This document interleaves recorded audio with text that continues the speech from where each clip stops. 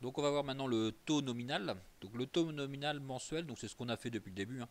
Donc ça permet de calculer le montant des N-1 mensualités. Donc pourquoi ici c'est N-1? Parce que vous vous rappelez, dans le tableau de remboursement, la dernière mensualité, elle n'était peut-être pas toujours exactement égale aux autres mensualités, à quelques centimes près. Donc avec les arrondis, on était obligé de la recalculer.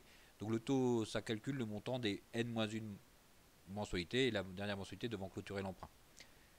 Donc ça c'est ce qu'on a fait, hein, depuis le début, hein. Le taux nominal annuel, ça va être le taux annuel proportionnel. Donc on va passer là à un taux proportionnel au taux nominal mensuel. Donc quand on va calculer notre taux mensuel, pour passer au taux annuel, il suffira de multiplier par 12.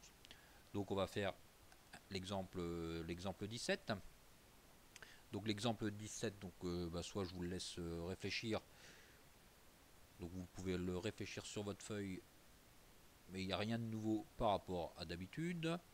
Donc vous mettrez en pause si vous voulez mettre en pause. Donc j'emprunte 2500 euros pendant 3 ans, ma mensualité de 74 000 euros, de 74 euros. Déterminer le taux, c'est toujours les mêmes exercices qu'on a fait. Donc pour ça, on utilisait la calculatrice, ça se faisait très bien. Donc n égale 30, n égale 36. Et donc n égale 36 parce que pendant 3 ans, donc 3 fois 12, 36. J'ai ma mensualité 74,80. J'emprunte 2500 et je clique sur le taux et je tombe sur un taux de 0,40%, ce qui me fait 0,04072. Pour ceux qui ont des CRAP 25 sans le menu maths financière, vous résolvez l'équation, hein, comme on l'a vu plusieurs fois. Alors maintenant, déduire le taux nominal annuel, pas bien compliqué ici, hein. Vous prenez ce nombre-là et vous multipliez par 12. Donc le taux nominal annuel pour mon emprunt, il va donc être de 4,89%. Donc 4,89%. Dernier taux qu'on voit souvent dans les prospectus et dans tous les trucs dans les banques, hein. Donc c'est le taux effectif global ou le taux annuel effectif global. Donc vous avez dans les publicités sur les banques, on a tous vu le TEG ou le TAEG. Donc c'est le même, hein. Alors il va y avoir deux façons de le calculer, ce taux-là. Donc soit pour les crédits à la consommation, soit pour les crédits immobiliers ou professionnels. Donc crédit à la consommation, vous voulez vous acheter un ordinateur, vous allez certainement faire un crédit à la consommation. Vous voulez vous acheter une maison, vous allez certainement faire un prêt immobilier. Alors, pour les crédits à la consommation, si vous n'avez pas de frais de dossier, ce taux est le taux équivalent au taux nominal mensuel, le taux qu'on a vu tout de suite. Si vous avez des frais de dossier, il faut enlever les frais de dossier. Si vous avez des frais d'assurance, il faut aussi les enlever. Donc, il faut enlever les frais de dossier pour déterminer le taux mensuel. Et donc, pour une fois qu'on a notre... Donc ça, c'est un crédit à la consommation. Et si jamais on a un crédit immobilier, là, c'est le taux annuel, c'est un taux proportionnel. Donc voilà, taux proportionnel. Taux proportionnel, taux équivalent. Donc il y a deux petites différences ici, donc équivalent, proportionnel. Donc il faut regarder suivant ce que vous faites comme, comme type de crédit. Alors on va faire l'exemple 16. Alors l'exemple 16, donc je vous propose un crédit. Donc j'ai un crédit à la consommation pour emprunter 2500 euros pendant 3 ans. Alors là, j'ai mis par rapport à tout de suite, j'ai mis des frais de dossier. Donc j'ai mis 200 euros de frais de dossier. D'accord, j'ai mis 200 euros de frais de dossier. Donc dans mes 2500, j'ai 200 euros de frais de dossier. Donc comment va-t-on faire pour déterminer? On va commencer par déterminer le taux nominal. Donc là, j'ai un crédit à la consommation, donc je suis là. Il faut que je commence par enlever les frais de dossier. Donc dans mon emprunt, je ne vais pas emprunter 2500. Enfin, j'emprunte 2500, mais pour calculer le taux, je suis obligé d'enlever les frais de dossier. Donc j'enlève ce qui va me faire donc 2300. 2300, j'ai fait 2500 moins 200 qui me fait bien 2300. Je trouve la valeur de t, donc comme on a fait, soit comme on a fait tout de suite, hein. Donc à la calculatrice, au lieu de mettre 2500, vous mettez 2300. Et je vais donc avoir un taux mensuel de 0,878%. Donc ça, c'est mon taux mensuel. Alors pour calculer le taux effectif, le taux annuel effectif global, il faut que je prenne donc le taux équivalent au taux mensuel. Donc le taux équivalent. Donc vous vous souvenez de la formule du taux équivalent, c'est ce qu'on a vu tout de suite. Donc le taux que je suis en train de chercher, le TAEG, comme c'est le taux équivalent, ça va être quoi comme opération? Je vais donc avoir 1 plus 0,00878 à la puissance 12 qui va donc être égal à 1 plus mon TAEG. Donc le TAEG, ça va donc être égal à cette valeur-là. Donc si on calcule cette valeur-là, ça va nous faire donc 1,00878 puissance 12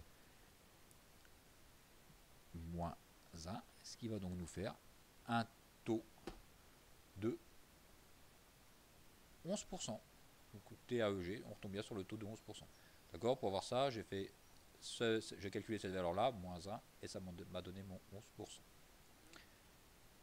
Donc voilà, avec un crédit à la consommation. Donc pour avoir un crédit à la consommation, on prend un taux équivalent.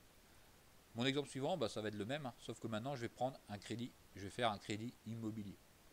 Donc si je fais un crédit immobilier, donc voilà, j'ai trouvé un beau château à acheter là, proche de Granville. Donc c'est c'est moins des 100 km, donc je vais donc pouvoir y aller ce week-end.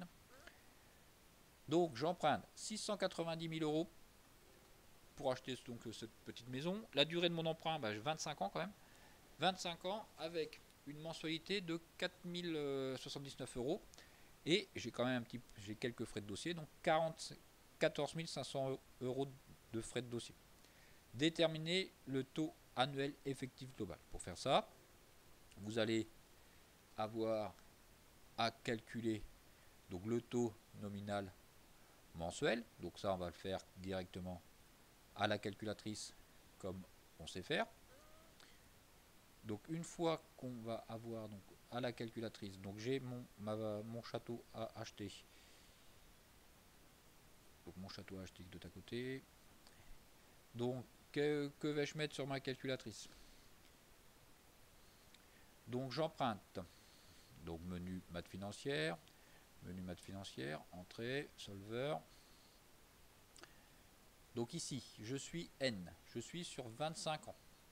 Donc 25 fois, fois 12 pour avoir mon nombre d'années. Je fais un emprunt immobilier de 690 000 euros. 690 000 euros.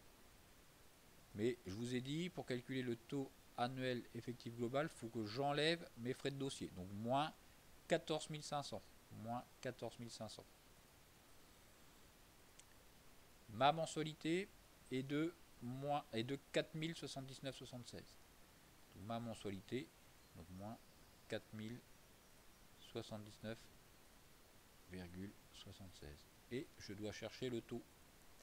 Je cherche le taux, donc résolve. J'ai donc un taux, le taux nominal mensuel, ou le taux actuariel, donc le taux nominal mensuel, le taux mensuel est de donc 0,41 ou 41%. Donc ça c'est mon taux mensuel. Pour calculer le TAEG, le taux annuel effectif global, donc qu'est-ce qu'on a dit, qu'a-t-on dit dans le cours? On a dit donc pour les crédits immobiliers, le taux c'est un taux proportionnel. Donc proportionnel, donc c'est facile. Là pour avoir ce taux là, il suffit de prendre le taux mensuel et je multiplie par 12. Donc 0,4441, je multiplie par 12 et ça me donne donc mon taux, le taux que je suis en train de chercher. Donc 0,4441 fois 12. Donc ce qui me donne un taux de 5, donc soit de 5,33%, 32,92%. Donc voilà ce qu'on appelle le taux annuel effectif global.